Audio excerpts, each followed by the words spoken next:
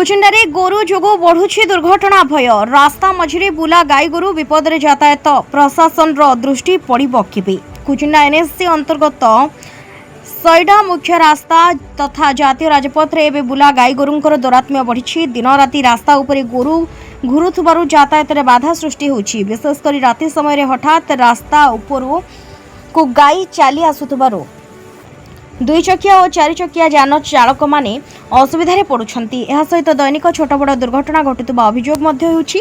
रास्ता मझिरे गोरु आउ गोरुंक मझिरे जीवन नहीं चली लोकंकर यात्रा।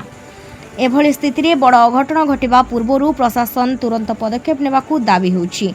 बुला गाई गोरुंकु धरी सुरक्षित स्थान रे थैथान करबा सहित एने स्थायी व्यवस्था करबाकू साधारण रे दाबी जोर धरिछि। एबे प्रश्न, दुर्घटना परे प्रशासन जगिब ना विपद पूर्वरु नेब पदक्षेप, एहा देखिबाकू बाकी रहिछि।